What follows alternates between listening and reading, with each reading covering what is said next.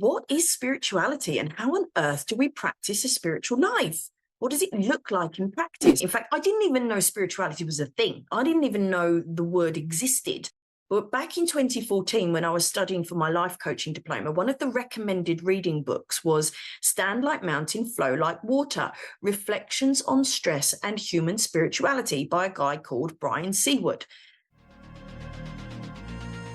Welcome to the Bright Wellbeing Podcast, where we dive into real life stories, practical tools, and inspiring advice to help you reclaim your power, reconnect with yourself, awaken your inner strength, and discover your dreams. Together, we'll explore what it means to live with purpose and to become the conscious creator of a life that you truly love. All said with a spiritual and a magical twist, because that's what you are, a spiritual and a magical being. I'm Carrie, your spiritual teacher, coach, healer, and magician, and I'm here to guide you in transforming your life from ordinary to extraordinary. Join me as we explore ways to create and activate your dream life so that you can feel genuinely happy and whole. Please subscribe or follow to ensure that you get notified and that you never miss an episode. And thank you for your support. I really hope that these episodes bring you hope, inspiration, and actionable steps to help you create a life that you bloody love. Now, let's dive into today's episode. Hello, everyone. It's wonderful to have you back, and I hope your day is going splendidly. If you're watching this on YouTube, you might notice that I'm looking a little bit tired. I'm not going to lie. I am. I've moved locations. I'm no longer in the south of Thailand on my desert island of Koh Phangan. I've moved to the north, and I'm now in Chiang Mai, which is equally wonderful, but for different reasons. And I'm still adjusting to the noise of city life. So I didn't sleep so well last night, but hey ho, we move on. So today's episode then, what is spirituality and how on earth do we practice a spiritual life? What does it look like in practice? So in today's episode, I'm going to define what spirituality actually is. And I'm going to compare it to your thoughts on maybe what religion is. I'm going to give you my perspective on spirituality and how I found it. We're then going to look at some spiritual practices, what they look like, and how you can create a daily spiritual practice. And then we'll look at how on earth you can be spiritual. What is this spirituality like that everyone keeps talking about? And I thought I'd start with a definition. So I went onto Google out of curiosity. And it says, the quote that I found, good old AI, religion is often associated with a specific group or community that shares a set of beliefs and practices, whereas spirituality is more individual and can involve a personal connection to something greater than oneself. Do I agree? Let's have a look. So religion is often associated with a specific group or community. Yes, agree with that. That shares a set of beliefs and practices. Yes, I agree with that. Whereas spirituality is more individual. Yes, I agree with that. And can involve a personal connection to something greater than oneself. Yes, I think if you are spiritual, you can be spiritual within a religion. But religion, to me, doesn't have place within spirituality. So let me explain. So religion is an organized group. It's an organization primarily created to control, to make money and to control those people who are part of the religion. Oh, who's going to get narked about this one, right? It's not really my point of view. No, I mean, that is why religion was created. It was to control the people. It's to create a set of rules and ideologies and ways of existing, of being, so that people live in alignment to these rules. That's basically what religion is about. Normally based around fear as well. You know, if you do this, then you're condemned, you're going to hell, whatever. Whereas spirituality doesn't have place for that. There are no rules within spirituality. Spirituality is an individual and a subjective thing. It's an individual and a subjective process. I mean, what does this definition say? It's more individual, yes, and can involve a personal connection to something greater than oneself. Well, for me, spirituality is remembering and going back to that connection that you are greater than this physical thing that you call a body, or the materialistic world that you find yourself existing in. Spirituality for me is the remembering that you are God, if you like. And I use the word God lightly, define it as you will. God, source, consciousness, the one, the all-knowing. I don't know. What do you term it as? It's just a word. It's just language, right? But underneath the language is the feeling. So in my opinion, religion is an organization that defines a set of rules and ways of being in order to control how somebody goes about their life. Whereas spirituality is the inner journey and the remembering of the fact that you are part of something bigger, that you are God. I'm just going to say it. You are God. And I don't speak, when I use the word God, I certainly don't use it in terms of religion. I use it just as a word to convey that all consciousness, that being of one source. And I remember exactly where I was when I first understood the difference between spirituality and religion. In fact, I didn't even know spirituality was a thing. I didn't even know the word existed. But back in 2014, when I was studying for my life coaching diploma, one of the recommended reading books was Stand Like Mountain, Flow Like Water, Reflections on Stress and Human Spirituality by a guy called Brian Seawood. And I was reading this book, and he was defining the difference between religion and spirituality. And I was literally in my bed doing my homework, reading the book, and I literally just went, oh, that's what I am. I'm spiritual. Because I knew that I wasn't religious. I knew that I didn't buy into this idea that there was a God, this overall arching being that was telling us how we should live. I didn't buy into it, but I knew that there was something greater, something bigger that I was part of, that I was to work with, if you like. And when I understood that spirituality was a thing, hit the nail on the head for me. It was like I'd found my place. It was like someone had answered this question that I'd had for so long, because I was confused. I was really confused. I knew I wasn't religious, but I knew that there was something that I should be praying to, And interestingly, I was recently on a panel with the lovely ladies, Jo, Melly, and Wendy from the Collective Pulse. And we were actually discussing, all four of us, what is spirituality. And apparently, according to the transcript, this is exactly what I said. What spirituality means to me. To be spiritual, to me, means knowing and understanding and believing that I am God, that I am part of this collective, if you like. And so it's about remembering or reconnecting back to that knowing that I am God, and that I am the conscious creator of my experience here in life. And that if I take my power back, if I step into that power and I make choices, then I can consciously create the life that I choose, because I am God. And that's what spiritual means to me, remembering and connecting. And so if I think about what is spirituality to me, yes, I mean, those were my words, so I stand by that. It was only a couple of weeks ago that I said that. But to me, it's a belief. It's a feeling. It's a way of being, even. Spirituality is a way of being. But I do get frustrated when I see people with these bells around their ankles and, I don't know, incense hanging out their ears or whatever, telling the world how spiritual they are in whatever means necessary. It's just not necessary. It's not what you do. If you're spiritual, you don't need to brag about it. You just, because it's a feeling that you're trying to get to.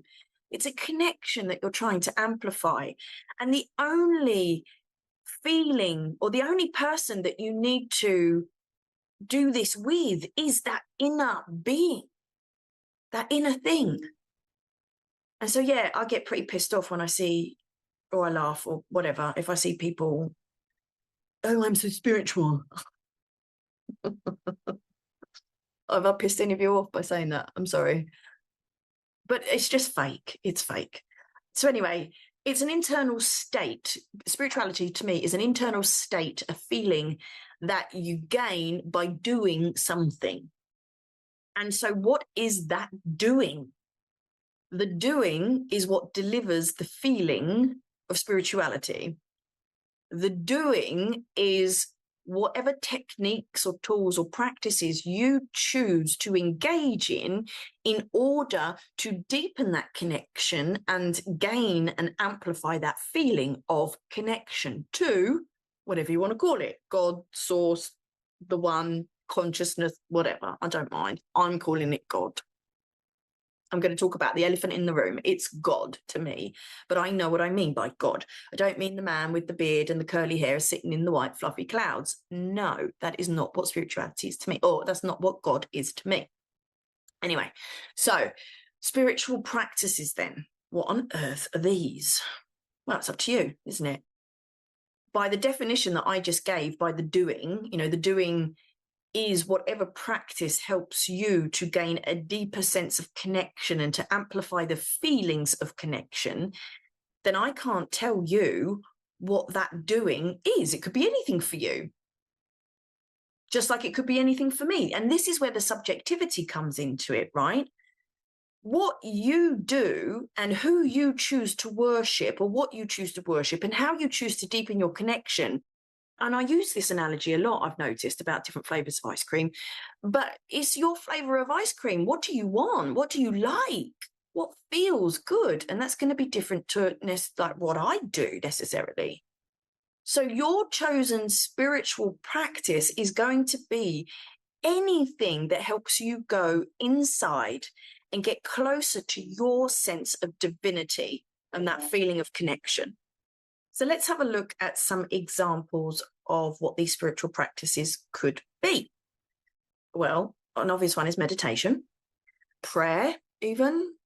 You might like to, rather than call it prayer, you might like to say setting intentions, giving offerings to spirits, to entities, to energies. You'll often see that, particularly here in Asia, because obviously I live in Thailand, in Asian countries, you'll notice, if you've ever been, that they have spirit houses outside buildings or in particular areas of land. And every day they will place food and drink on these spirit houses, but they're actually feeding, they're giving offerings to the spirits of the land or of the area as an energy exchange. So the whole point of offerings is you are asking something, whether it be a spirit or an entity, to do something for you. For example, protection.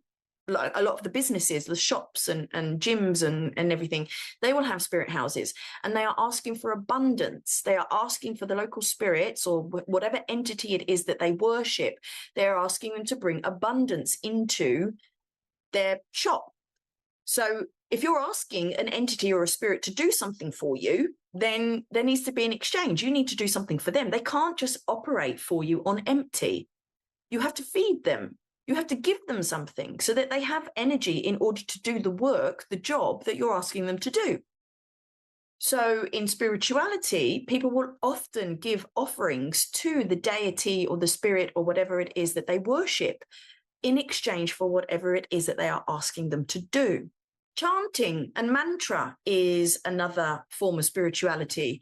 You'll see a lot of times in circles or gatherings or ceremonies, people will chant, they will repeat a certain mantra, whether it's Sanskrit or whether it's in English or whatever, but they will repeat that because the sounds that you make when you say the word actually create a vibration, they create a resonance. So they put out an energy, and that energy changes the energy around you. So when you repeat that mantra, when you repeat like when you do that in chanting, you are trying to manipulate the energies around you and have that energy come back to you. A typical one, a classic one would be at the end of yoga, when everyone goes, Om, or it's actually Aum, A-U-M, Aum. It's not Om, it's Aum. This is the sound of all Sanskrit syllables in the universe merged into one. It's Aum. And if anyone's interested in that, I've got a lot of knowledge. And this brings us on to our next potential spiritual practice, which is actually yoga. Yes, there is the practice of hatha yoga, which is the asana, the movement type of yoga, but there are another 8 forms of yoga that you can practice, including chanting. That is a form of yoga. Mantra is a form of yoga, and visualization and blah, blah, blah. But when I say yoga to you, I am talking about the hatha, the movement type. So that's an interesting spiritual practice.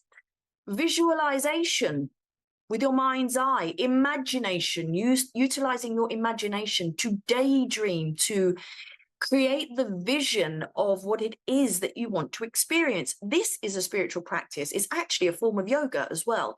It's part of the Ajna yoga.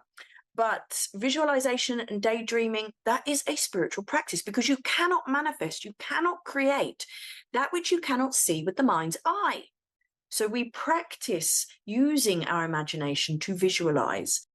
I've already said setting intentions. This is an example practice. When you set intention, when you state what it is that you want to create or manifest, then you are consciously dictating the direction of your thoughts and therefore your energy. You are putting these thoughts out into the quantum field. And when you put these thoughts out, they will come back to you. Hopefully, if you don't have too many blocks in the way. Another wonderful practice is journaling. Whether you do it in the morning, in the afternoon, whether you're typing, whether you're writing, whatever you choose to journal about, it's a way of, or it's an opportunity for reflection and observing and noticing where your emotions are at, the wanderings of your mind, and again, a wonderful way to set intention and to visualize using your imagination. So journaling is an example of a spiritual practice. And we could go into the more dynamic ones, the more, I wouldn't say advanced, that's not the word, but things like using supporting plants and substances such as ayahuasca or tobacco or cacao, or even something like spirits. You know, that's why they're called spirits, right? Whiskey, rum, etc. Alcohol is actually used, well, originally was used as a way to gain a closer connection to the spirits that you want to work with, because it releases, or it drops your inhibitions and helps you get into a state of being where you can create a stronger connection to them. So alcohol was called spirits because it was used to connect to spirits. But you can use a multitude of substances in order to help you gain that deeper level of connection, to help you heal, to help you release. And these are often used in ceremony. And that's another spiritual practice, whether you do an individual ceremony, whether you join a group ceremony. And what you do in that ceremony will obviously depend on what your objective is and what the intention set is. Like, for example, if you go to a cacao ceremony, this is generally used to open your heart, set intentions, connect to true dreams, because when we use supporting substances or plants, why do we do that? Because every plant that we use, even if you're saging your house, right, that's utilizing a plant in order to, that's a spiritual practice. You're utilizing a plant in order to gain a certain objective, right? But it's not the sage itself that does the job. It's not the cacao itself that does the job. It's not the drink of the ayahuasca itself that does the job. It is the spirit that lies behind the plant that you are actually working with. So if you are saging your house, just to light the sage and waft it around the room, it's not actually going to be enough. What you need to do is you need to connect to the spirit of the sage plant, and you need to request that the spirit of the sage plant does the clearing and the cleansing for you, because it's the spirit that does it, not the materialistic leaf. That is just a way of bringing the spirit into the practice, if you like. Even dance can be used as a spiritual practice. You know, it helps you, again, make that inner connection, but it also helps you to release blocked energies. I even use Muay Thai as my spiritual practice because not only does it help me to drop into and anchor into my physical body and it grounds me, but it is also a way where I'm able to push myself out of my comfort zone and I'm able to see the mental as well as the physical things that block me in life. So when I'm really exhausted, or if I'm up against a challenge, or if I can't get my body to move in a particular way, I can see where there is an energetic block, which generally is associated to a particular emotion, right? So I can see when I'm pushing myself out of my comfort zone, what is blocking me? Because if it's blocking me in Muay Thai, it is blocking me in life. It always has been, and it will continue to do so until I learn to see it and release that emotion and rise above it. So yeah, I use Muay Thai. I don't use dance necessarily, but I use Muay Thai as my physical. And of course, the other physical that I'm absolutely in love with is hiking. So I use hiking and nature as another way for me. It's to connect to divinity, to connect to my divinity, to connect to another expression of divinity that is the nature that we see in our world. I mean, I've hiked to all sorts of corners across the globe, and I've seen some magnificent vistas or, sceneries. I've gone up some of the highest mountains, but it doesn't need to be like that. Connecting to nature, even when I'm sat inside, I want the doors open, I want the windows open, I want to see the trees, the plants, because we have evolved to have a special connection to nature. And when you can connect to nature, you are able to connect to your divinity in a different way than anything else can. So yeah, being in nature, hiking, these are all forms of spiritual practice. I've reeled off quite a lot, haven't I? And that's not even scratching the surface. There's a lot there.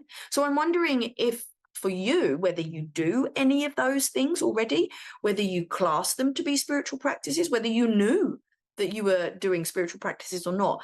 But what's going to make the difference is when you engage in these activities with a spiritual intention.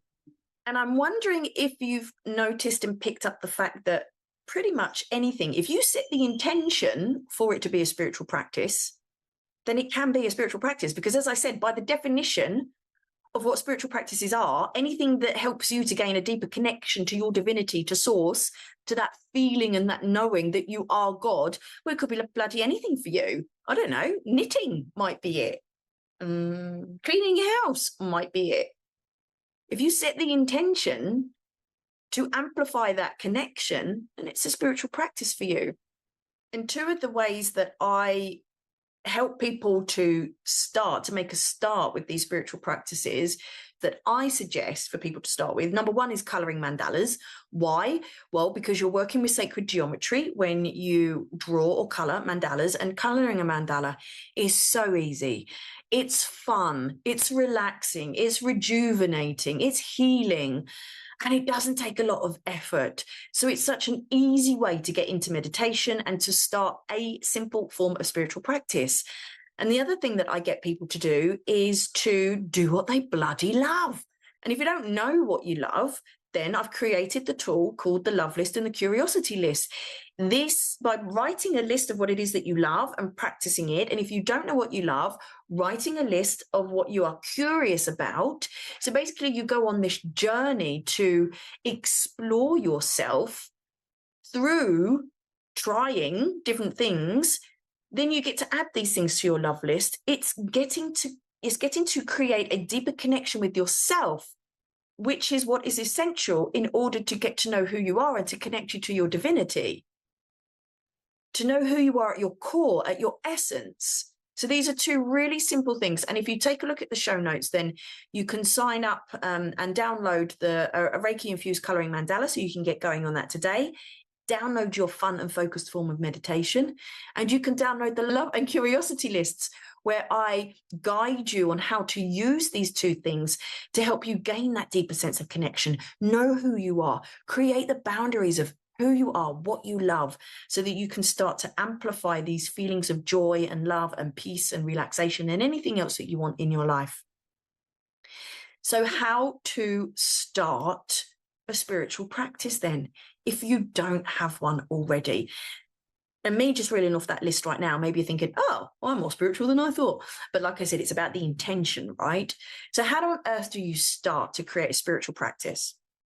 So if you don't have a spiritual practice already, then how on earth can you start one? Well, first of all, you need to reflect on what spirituality means to you. And I don't mean by definition, I mean by what is that feeling? But what does that feel like? When you are connected, what does that feel like? And it's okay if you don't know. This is what the journey is all about. It's about knowing what it does feel like and learning what it feels like and learning what delivers that sense of connection to you. But you will know, when you felt it. It might feel like joy. It might feel like peace. It might feel like beauty. It might feel like exhilaration. You know what it feels like when you are connected. So just reflecting upon that, and times maybe when you have felt that, is a good starting point. Because next, what you're going to want to do is you want to contemplate or search for, well, what practices or activities actually deliver that feeling to me? So are you able to generate those feelings through meditation? Are you able to generate those feelings and connect to those feelings through dance? Are you able to connect to those feelings through nature?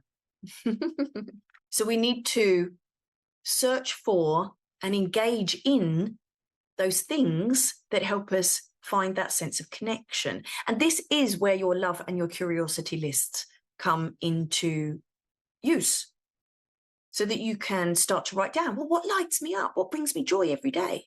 If I do it, then we start to do those things even more.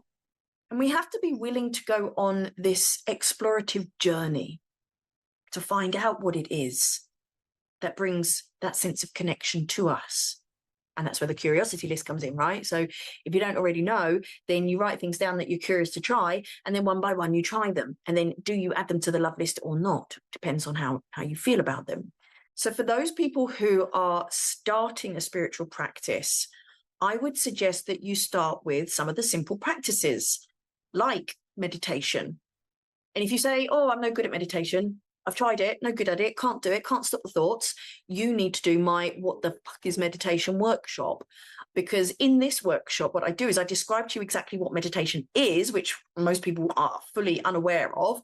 And I bust these meditation myths like, during meditation, you're meant to stop the thoughts. I mean, that's a practical impossibility. The thoughts are going to come by the fact that you're breathing.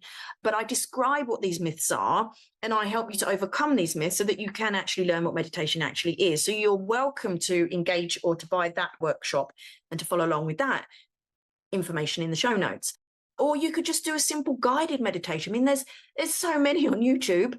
I've got some guided meditations on my YouTube channel, which you're welcome to have a look at. So engage in meditation, even if it's just for 5 minutes, that's going to be enough to get you started. You might want to practice some yoga, some hatha yoga, some of the asanas, the movements. That helps you to anchor into your body, and it also helps you to gain that sense of connection as you're releasing the emotions and as you are breathing, which brings me on to another one, breathing techniques. The breath is the bridge between you and your consciousness. That in itself is a whole new workshop. Oh, I've got a breathing workshop. You can have a look at that. And I describe why and how breathing is the bridge between you and your consciousness, you and divinity. But breathing techniques, breathing practices is another one that you could try. Again, there's going to be so many on YouTube. I too have a breathing practice meditation on YouTube.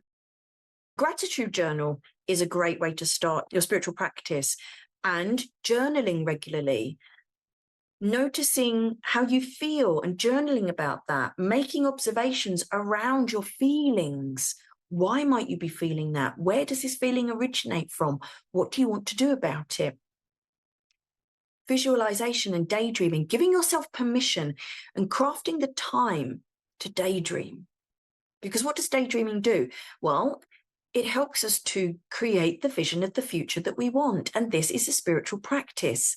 Because if you want to become the conscious creator of a life that you love, you need to be able to see it and dream it first before you can build it. But what is key to any of these things that you might choose to actually engage in is that you make a conscious effort to craft the time and the space to do these activities. Having a regular time and space for your spiritual practice is essential for you not only to create the habit, but to create the intention. And so mine is first thing in the morning, for sure. That is when I do the majority of my spiritual work. But if you're thinking to yourself, oh, Carrie, I do all these things already. All right, well, let's go on to the advanced state, shall we? Let's look at deepening your spiritual connection, your spiritual practice. What can you do? Here are some examples. If you don't already, you might like to start or even broaden the deities or the gods that you choose to devote time and energy to or to create a worship for. So how do you pick a deity? So many people ask these questions. How do you pick a deity? Well, it's literally a case of asking for the right one to come forward and then just noticing which ones you resonate with, which ones you feel good about, which ones interest you, which ones you're curious about. And what is a deity? What is a god? It's an energy. Ultimately, it's a representation of an energy. And if you resonate with that energy, then you resonate with that deity or that god. And that means that you will want to give worship to that god, to that deity. And you can do that by reciting their mantra, giving offerings to them, praying to them, and using them in your spiritual work in whatever way you choose to do. So noticing which deity or god you would like to work with and deepening a sense of worship to them, and even create a devotional practice to them where you really start to anchor that energy into yourself. Because that's what things like doing the mantras and the prayers and everything to these deities do. When we are reciting their mantra, when we are, and I'm thinking of sadhanas particularly, 250,000 repetitions of the mantra of the deity that you are worshipping, what that does is when you are you don't have to do it in one go. You're meant to do it over a month period. That's a lot to do in one go. But it is about 3,000 repetitions every day if we break it down like that. But what that does is by you reciting 3,000 repetitions of this mantra every single day that is associated to this deity, then you are anchoring that energy into you and it becomes part of you. You merge with that energy. And so that energy is in you, working with you and for you. How else might you deepen your practice? You might want to go on a retreat. You could go on a retreat to gain deeper levels of practice and understanding in whatever type of retreat you go on. You might go in search of a teacher or a mentor to help you learn more and deepen your practice in whatever school of thought or whatever technique it is that you are interested in. Solitude. I find that silence and solitude is probably one of the best ways to deepen any form of spiritual practice. We are pulled left, right, and center every single day out of ourselves into the distractions of the world, of the universe, and pulling us away from our divinity, from our knowing all the time. I mean, it's designed like that, right? So any opportunity that you get for silence and solitude to help you go back inside and find that connection again, whether it be whilst you're out in nature or whilst you're doing your mantras or whatever it is, then that's also going to help you deepen your practice. And I said to you that I would share with you my practices as a form of example of what a spiritual practice might look like. And I've alluded to one thing already. I do the majority of my spiritual practices first thing in the morning, before and as the sun is rising. And just watching the sunrise, to me, is one of my biggest spiritual practices, to welcome the energy of the sun, of the day, into my life whilst I am reflecting on where am I as in not like geographically where am I, but maybe sometimes the amount I move around. I do that when I wake up, actually. I sometimes have to wonder, where am I in the world? Where am I today? Where is my energy at? Where are my emotions at? Because if I can sense what energy I am in, then I can set the intention of how I want to potentially change that. So I get to choose what energy I am in, and therefore I get to choose what emotion I am experiencing, and I get to dictate and create the day that I want. So journaling is something that I do in the mornings.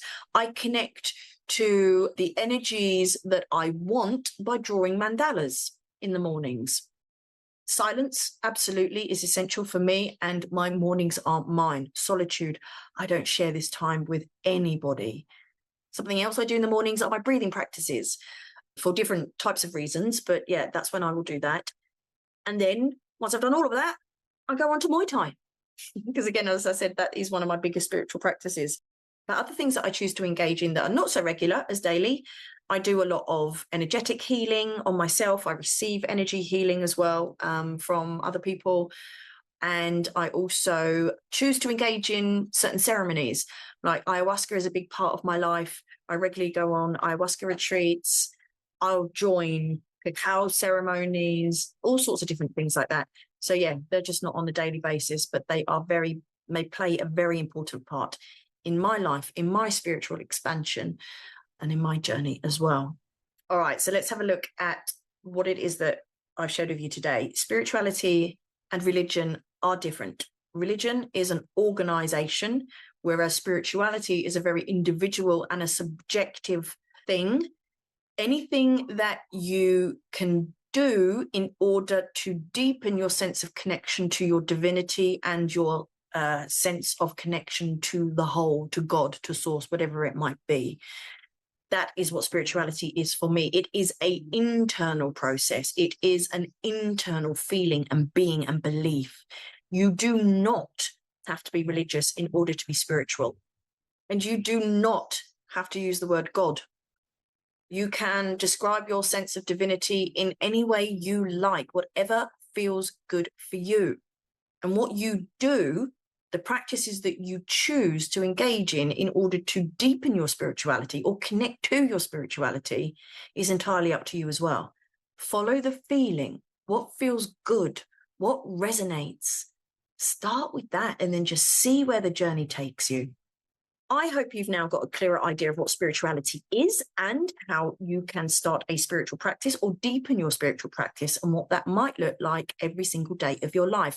Please do take a moment to check out the show notes where I've shared quite a few links with you, including a link to that book that I said that I was reading, Stand Like Mountain, Move Like Water, or Flow Like Water. The panel discussion where me, Melly, Joe and Wendy talk about what spirituality is, as well as links to my YouTube channel, and a load of other things that you might find useful. So please do take a look. Thank you so much for being here today. I value your attendance and I also value your feedback. So if you want to send me any questions, if you want me to talk about anything in particular, if you want to tell me anything, then get in contact. There's a link in the show notes for you. My loves, it's been a pleasure. Thank you so much. And I will speak to you on the next episode. Have a wonderful rest of your day. Thanks for sticking with me until the end. If you enjoyed or if you were inspired by anything that I had to say, then please do consider hitting the subscribe or the follow button. You might like to leave a review so that others can also benefit from hearing what we have to say here on the Bright Wellbeing podcast, and you can even share or comment. I really do love to hear from you, so there's a button for you to hit so that you can send me your feedback. You might like to consider following me on Instagram, YouTube, Facebook, Pinterest. All of the links are in the show description. Not only that, but I've also shared links to some useful tools that you can download. So please do take a look.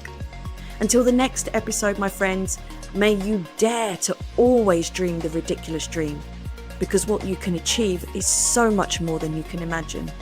From my heart to yours, take care.